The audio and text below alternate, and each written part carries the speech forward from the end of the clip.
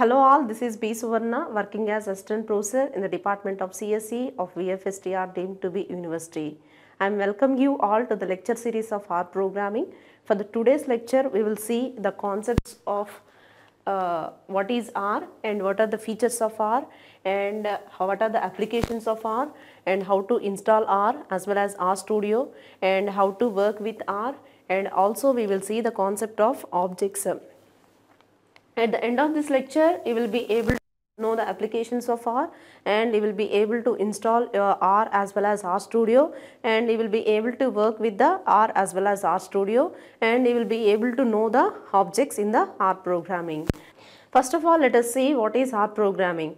R is an implementation of S programming language as well as it is combined with lexical scoping semantics and scheme. S was developed by, what is S now? So S was developed by John Chambers in the year 1976 at the Bell Labs. The main aim of the language, that is S language, is turn the ideas into the software quickly as well as faithfully. Okay. So, and it is also called as the modern implementation of the S programming language. Okay. So, the modern implementation of the S programming language is R. Okay. So, now let us see about R. So, R was developed by the two authors, one is Ross Ihoka and Robert Gentleman at the University of Auckland from the New Zealand, and it was named as R based on the first letters of the first names of the two authors, that is Ross, other one is Robert. Okay, so you can see here the first letters of the first of the two authors is R, so that's why it is named as R. And the project is mainly started in the year 92, and the first version is released in the year 1995, and the beta version is released in the year 2000. Okay, and what about R here? So R is a programming language, and apart from this, it is also provide the software environment for the data analysis, for the statistical analysis, and also for the graphics representation, and then for reporting. Okay. So, next let us see, before going into the details like features and applications of R, let us see one small video. In that video, I have taken one data set, I read one data set, and after that I applied some functions to analyze the data. Okay, so let us see it. So, this is the project. I have taken the data. I have taken the data that is called as economics.csv. Okay, so to read the CSV file, we have a function that is called as read.csv. So that file is available in my downloads folder. So we need to give that location. Okay.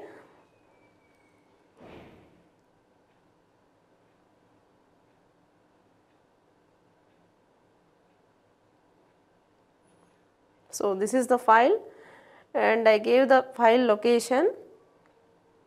So the file is available in desktop, so you need to give the location like that. You need to copy that location from the file where it is available, and then after that you need to give the file name. So my file is available at desktop and in R programming, so that is that file name is economics.csv. So by that my file is by that I can read the file. So after that I need to attach, okay, so by using the attach function, and if you want to see any number of, if you want to see the few details of the data, then you need to type head of my data, okay, so by that you can extract some of the rows of the data. And if you want to see the summary of the data, then there is a function that is called as summary of my data, and you can see here there is a minimum function, max of that row, max of that column, as well as first quartile, second quartile, etc. And if you want to see what are the features or attributes available for the data set, you can type the command that is names of my data. And when you type that, you will have the features. If you want to plot the data, okay, so then there is a command that is called as plot. When you do that, you will have the plots for each and every attribute. Okay, there are three attributes like year, income, as well as consumption. And if you want to see the mean value of the income, of the column income, then there is a command that is called as mean of the income. And if you want to see the minimum of the income, what is the minimum value of the income, then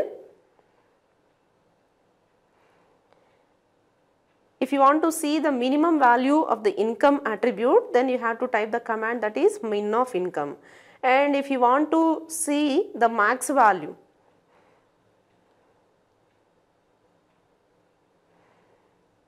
if you want to see the median value, okay, of the income, then you have to type the command that is median of income.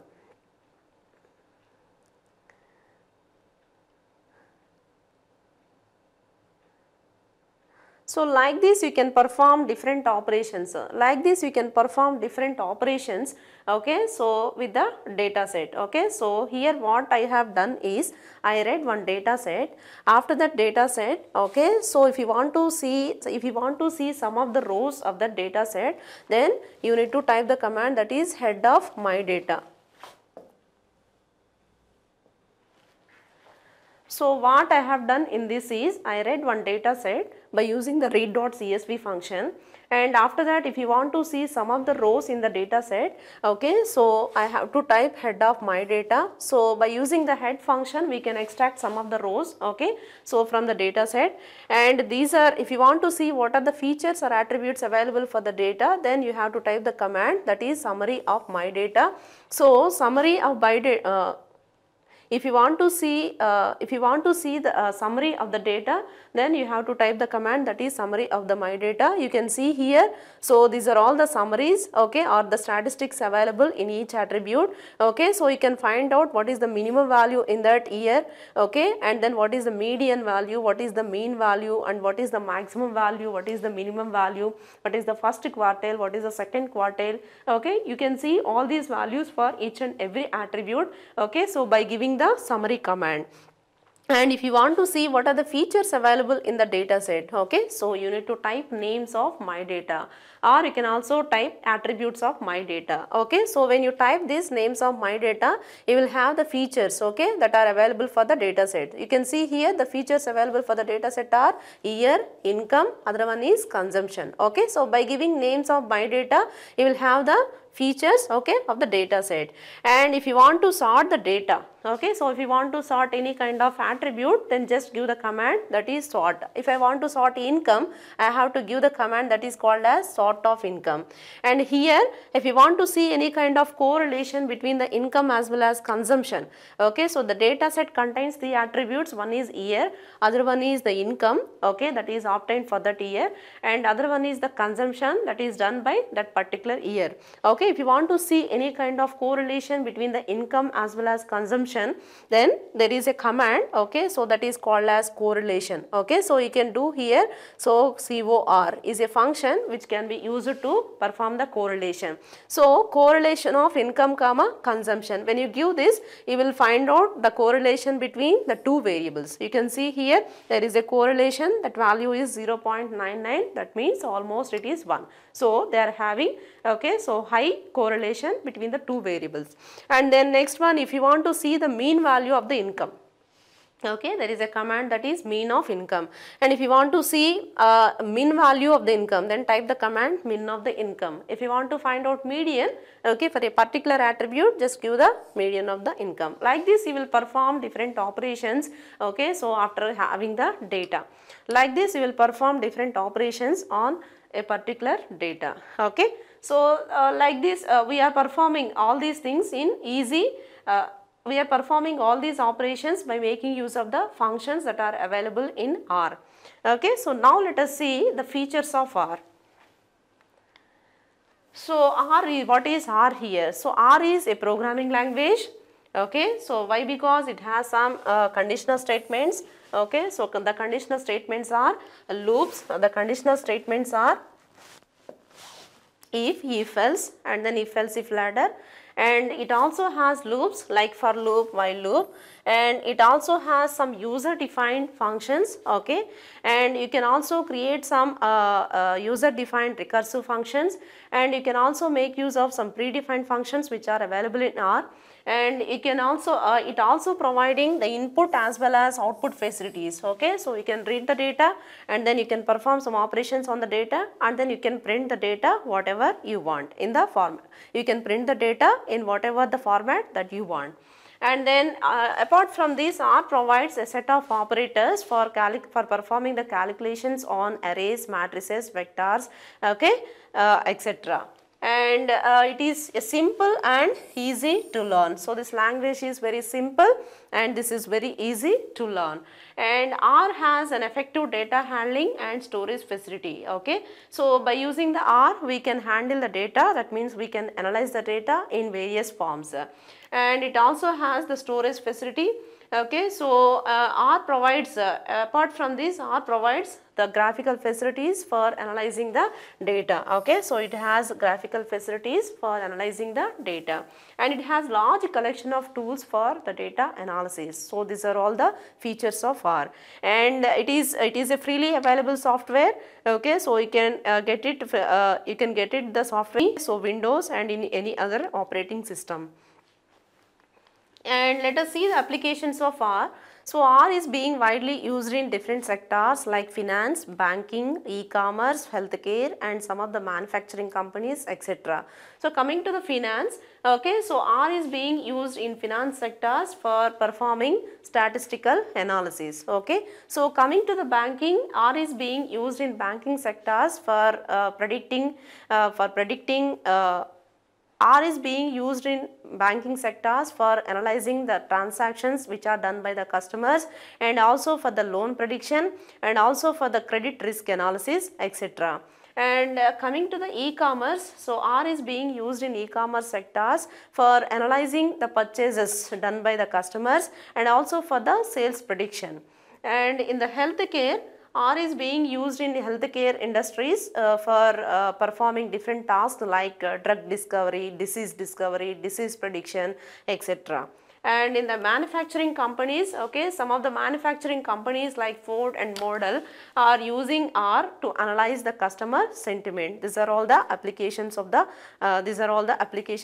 R. And next let us see some of the companies like Facebook, Twitter, Google, Mozilla, and National Weather Services and Ford Motor Company are using R for various purposes. And coming to the Facebook, so Facebook is using R to update the status, okay, and it's a social network graph. And Twitter is using R for the sophisticated statistical modeling, and Google is using R to calculate the return on investment, okay, so done by the different advertising companies. And also it is used for predicting the economic activities. And coming to the Mozilla, it is using R to visualize the web activities. And in the National Weather Services, they are using R at the river forecast centers for predicting the floods. And in the Ford Motor Company, they are using R for the statistical analysis. So these are all some of the companies that are using R for various purposes. And next let us see how to install R as well as RStudio. Okay, so we can work with R console and also RStudio. So to get the R, okay, we can get the R from the CRAN website, and you can also get the RStudio from the rstudio.com website. Okay, so you can if you want to you can get the R from the CRAN website, and you can get the RStudio from the rstudio.com website. And next let us see how to install R as well as RStudio in this. Next let us see how to install R as well as RStudio. You can see here, to get the R, just go to the cran.com website, and then you need to click on download R for Windows. After that you need to click on install R for Windows for the first time, and then you need to click on download R for Windows. Okay, so you can get the software in downloads folder. You check after that. And here you can get the software R40.2 Win. Okay, so when you click on that, okay, so you'll get the location, you will get the options like this. Okay, so click on the next, and then it is asking the folder location. Okay, so click on next. Okay, and then click on next, and then by default you have to give it as no. Okay, so by default it accepts as no, so click on no here. And then next, so if you want to create any shortcuts, just click on that. Okay, so and then next, and then click on install. Okay, so like that you can perform. If you want to perform b is equal to, if you want to print 1 to 10, okay, so just give b is equal to 1 colon 10, and then to get the multiples of 2 just click b into 2, and to get the multiples of 3 just click b into 3, and to get the multiples of 4 just give the command b into 4, like that. And then let us see how to install RStudio. Okay, so you'll get the RStudio software from the rstudio.com. Okay, so just give the just give the link on the so you need to go for download RStudio for Windows. So when you click on that, you will get the software in your downloads folder.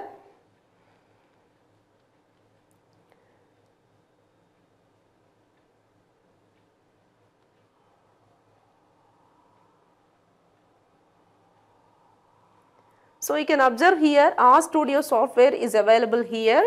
So click on that, you will get the next. Okay, so it will ask, it will prompt you to perform the options.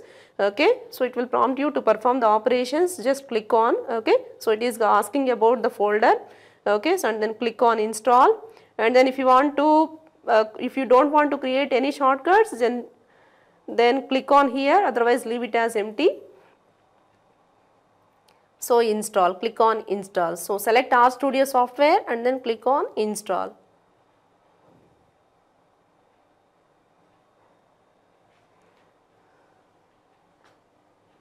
So it is going to be installed.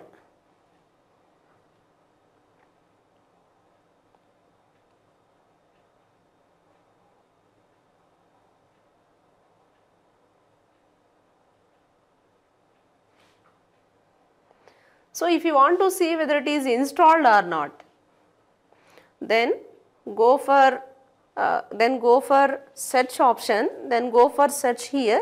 So click on RStudio, so you will be able to get RStudio app. You just click on here, so then you can find the RStudio software here. So here this is the space for executing your instructions. So you will just type the command and then execute. Okay.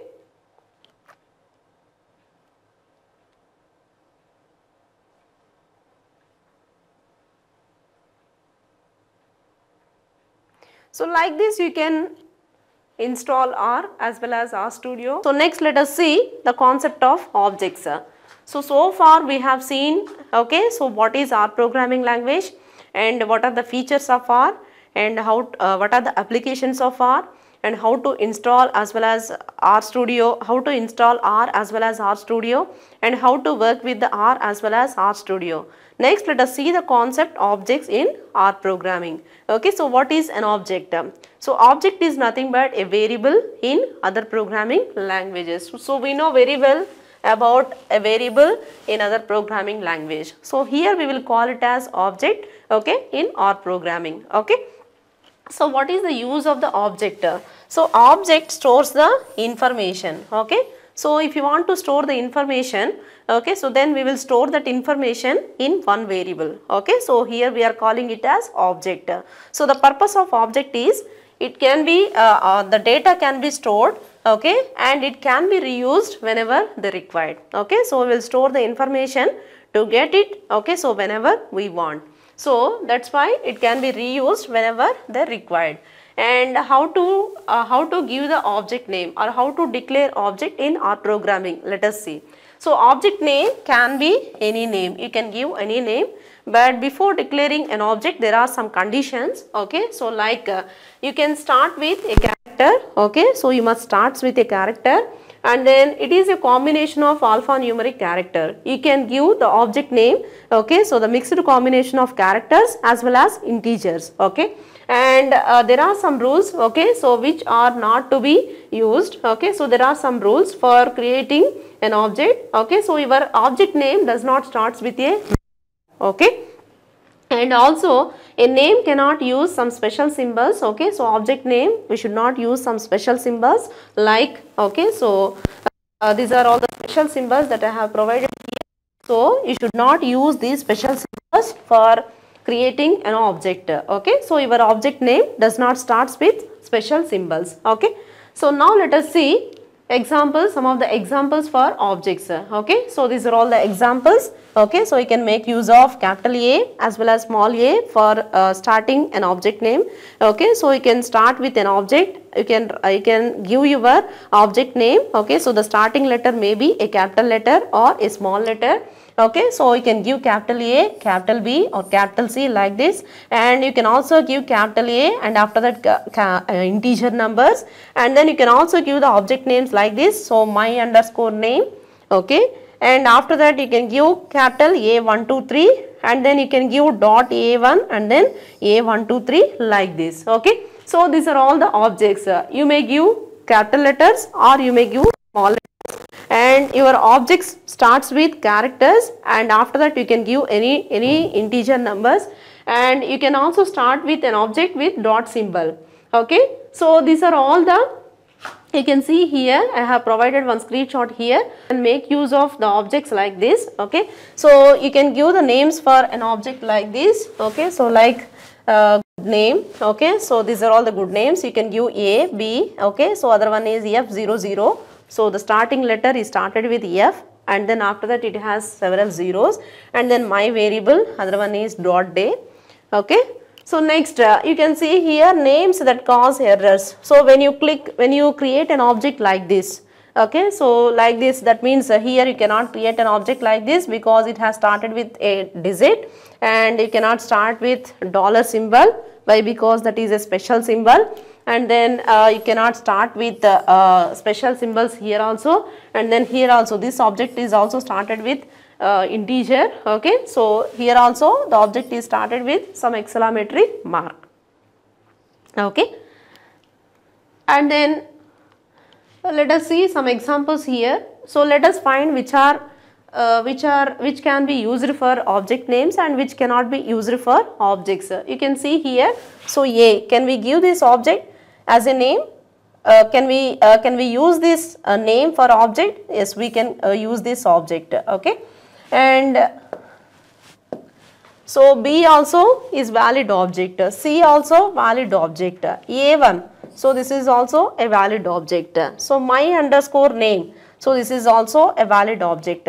A123, so it has started with A, it has started with character, and after that it has some numbers, so this is also a valid object.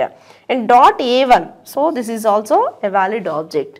And underscore A1, so this is not a valid object. And when you see here 1A, so it has started with integer, so this is not valid object. Okay, so this is not a valid object. And it has started with here, it has started with some special symbol, so this is not a valid object. And here also it has started with dollar. Okay, so this is also not valid object. And here you can see here this object has started with special symbol, so this is also not valid object. And you can see here name of a company, so this is like a sentence. Okay, so name of a company, so this is not a valid object. Why? Because you can give any number of keywords for writing a variable or object, but all those variables, all those keywords should combine with underscore symbol, then only it will be a valid object. Here name of a company, just keywords are given, so this is not a valid object. Here you can see name of a company. Okay, so you can see here, so that the above object is corrected here. So name underscore of underscore a underscore company, so this is also a valid object. And EX1, so it has started with capital E and it has some keywords, after that I have given 1. Okay, so this is also a valid object. So these are all the valid and invalid objects. So these are all some of the examples for valid as well as invalid objects. Now let us see how to assign some value to the objects, how to store the information for the object. So the syntax is object name is equal to value. If you want to assign some value to the object, then just give the value to if you want to assign some value to the object, then just assign that value to some object. Okay. So the syntax is object name is equal to value. Let us see some examples. If you want to store 100 to the A, then just give A is equal to 100. If you want to store 200 in the variable b, so b is equal to 200. So you can observe here, so this is a special symbol, okay. So how you will write? Okay, so you will write, you will assign some value to the object, so like object name or a, and then normally we will assign some value to the object in other programming languages like this. So a is equal to 100. But here in our programming language, okay, so always you will see an object like this, okay. So a, after that you need to write less than symbol, after that you need to write, okay, so this symbol. So less than, after that you need to give this symbol, then only that object is created and you assign some value to it. Okay, so this is similar to the equivalent. Okay, so this symbol is equivalent to this symbol. Okay, so you can make use of this symbol for assigning for assignment. Okay, or you can use equal. So both are working. Okay, so you can use whatever you want. And then here, if you want to assign some value, b is equal to 200, then give like this. So if you want to assign 10 for a1, you can give like this. If you want to assign some to 2200, then assign like this. Okay. So my number 1 is equal to 1000 and the name is equal to Shravani. Okay. So this is also a valid object and the data given for the object name is Shravani. Okay. So this is a character variable, and you can see here a is equal to 10.0. So the type, the data is given here is double. Okay, so a is equal to 10.0. So that means the data given for the variable a is, okay, so a double. Okay, so a is equal to c. So this is a character variable. A is equal to true. You can also assign true as well as false. Okay, so for some variables, okay, so a is equal to true, a is equal to false. So that means these are, okay, so these are logical variables. Okay, so these are logical variables. So here it is a character variable and then here it is a double variable. Okay, so because the data assigned here is a double value 10.0, this is a double value. Okay, so here die is equal to 1:6. When you give like this, die is equal to 1:6, you are going to have the sequence of numbers from 1 to 6. Okay, when you execute this, you will have the numbers 1, 2, 3, 4, 5, other one is 6. Okay, so like this you will store the information in whatever, like this you will store the information to the objects. Okay, so you can observe here the data given for A, B, A1, B1. Okay, so these are all, okay, so double values. So in the R programming, okay, so these are all double values. So R is taking these numbers, okay, in the double format. Okay, if you want to define, if you want to assign some integer value for R programming, then you need to assign like this. Okay, so A is equal to 1 into L or B is equal to 4 into L, like this. You need to assign some, you need to add some L character, okay, so for a number to that. If you want to create an integer, variable, okay, so you need to assign, you need to add some L value to the number, okay, so then only that becomes an integer. Okay, so here A is equal to 1L, so this is nothing but an integer. Okay, the type, the data is given for the type or the data is given for A as well as B are integers. Okay, so we will see these concepts. Okay, we will see the data types in the vectors concepts also. Okay, and then next, these are all, you can see here, these are all the objects, okay, so that I have executed in our console. Okay, so if you want to assign some value, A is equal to 10 and then B is equal to 20, so two variables are created. Okay, so one is A, other one is B. Now we can perform different operations on those two, okay, objects. Okay, so whenever you want them, you just call it. Okay, so when you type that A, okay, so the value assigned to that A is going to be printed in our console. Okay, so you have two variables A as well as B. A has 10 and then B has 20. So we can perform different operations with those two variables, okay, with those two objects. So to do the multiplication, you can type A into B. To do the division, you can type A divided by B. To perform addition, you will type A plus B. To perform subtraction, you will type A minus B. Okay, so like this you will perform different operations. Here you can see here x is equal to 1 colon 10. I have given 1 colon 10, that means I am going to print the elements from 1 to 10. So I will have a sequence of numbers, okay, so 1 to 10.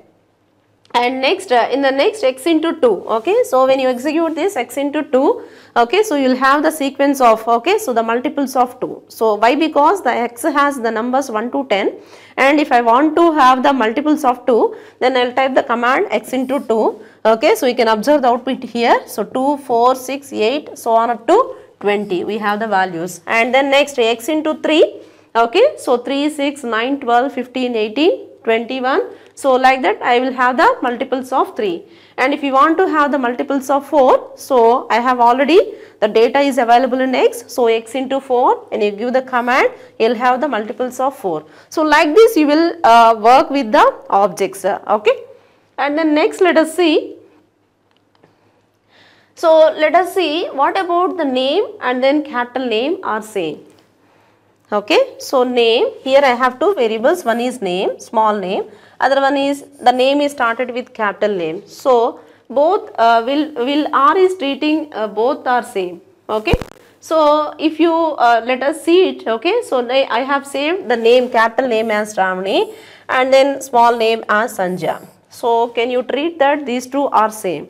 Okay, so you cannot treat that these two are same because, okay, so the data given for the two variables are different and also the names are also different. Okay, so the R will treat it as, okay, so when you type the R console, okay, so when you type in the R console like capital name, so it prints the answer as Shravani.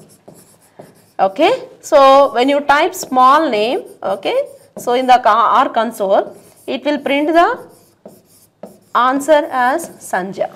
Okay, so you can tell that both name, okay, so both are different. Okay, so like that you can tell that R is a case sensitive language. Okay, so and then next let us see, R will overwrite any previous information stored in an object. Okay, for example, when you type A is equal to 10 in R console for the first time, and then when you type, okay, so when you type same again, capital A is equal to 100. Now when you type the A in R console, what is the answer that you are going to have? So first I have given A is equal to 10 and in the next time I have given A is equal to 100. So if you want to see what is the information stored in A, so then just type A in R console and press enter. So when you pressed it, okay, so you will have some answer. So what is the answer that you are expecting? So obviously it has the value that is 100. Why? Because we have given the last value, we have stored the last value, okay, so that is 100. We have stored the recent value, that is 100. Okay, so that means if you use the same variable, okay, for the multiple purposes, okay, so the data is going to be overriding. Okay, so you can see that, okay, so you should be careful while declaring the variables. Okay, so to see the objects, at this case you may have the confusion that what are the objects that are used so far. Okay, so to see the objects that you have used so far, okay, then there is a command in R console that is called as ELS. Okay, so when you give this command, okay, it displays the objects that are used, okay, so far in your R console. Okay, and then so this is about objects. Okay, so we have finished it. So in this lecture we have seen what is R programming and what are the features of R and what are the applications of R and how to install R as well as RStudio, and we have also seen the concept of objects. So thank you. So for the today's class you need to see, do the installation of R as well as RStudio, and then you need to do the experimentation with different objects which are explained in the class. Thank you.